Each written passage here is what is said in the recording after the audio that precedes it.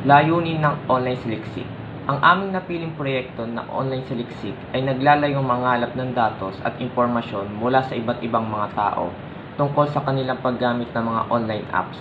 Kabilang dito ay kung anong mga gadgets ang ginagamit nila at kung ilang oras ang ginugugol nila sa paggamit ng mga ito sa pamamagitan ng paggawa ng Google Forms. Matapos makolekta ang lahat ng mga datos, makikita natin ang layunin ng proyektong ito na matutukoy kung gaano tumaas ang paggamit ng internet at kung gaano ito nakakaapekto sa ating pisikal at mental na kalusugan.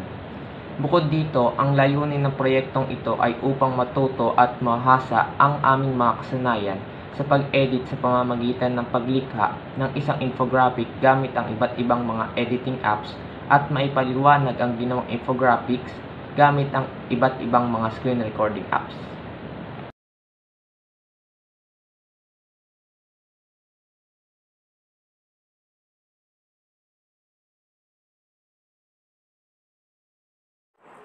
Ang naging resulta ng ginawa naming pananaliksik, 47.6% sa mga ito ay 1 to 2 hours ang paglalaro nila ng online games. 28.6% naman ay 2 to 4 hours. 4.8% ay 5 to 6 hours at 4.8% din yung 6 to 7 hours. At 14.3% naman ang nagsasabi na mahigit sa 8 hours ang paglalaro nila ng online games.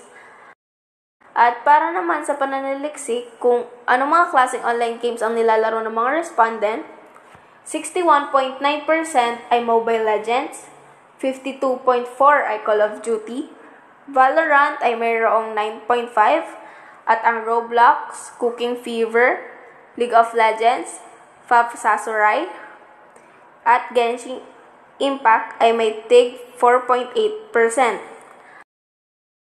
At sa pananaliksik na ito ay ayon sa mga respondent, ang mga device na ginagamit nila sa paglalaro ng online games ay cellphone na may 95.2%, computer or PC na may 14.3%, laptop na may 4.8%, at iPad or tablet na may 4.8%. Makikita dito na 71.4% ang nagsasabi na nakakaapekto sa kanilang kalusugan ang paglalaro nila ng online games at 28.6% naman ang nagsasabi na hindi. Makikita rin dito na 81% sa mga respondent ay sinasabi na hindi raw naapektuhan ng mga online games ang kanilang school grades at 19% naman ang nagsasabi na nakakaapekto daw ang mga online games sa kanilang school grades. Ang puntong na ipakita sa pag-aaral ay halos lahat ng mga naglalaro ng online games ay labis na napakataas ng oras ng paggamit ng mga ito ng gadgets na hindi na mabuti lalo na sa kalusugan. Nakakatulong ang pag-aaral na ito sa paglutas ng suliraning internet addiction upang malaman kung napakataas na ba ng internet addiction at nang sa ganon ay mabigyan agad ng solusyon sa lalong madaling panahon. At ngayong may pandemya, isa ito sa dahilan kung bakit din labis na tumaas ang internet use ng mga tao, partikular lalo na sa mga kabataan katulad namin.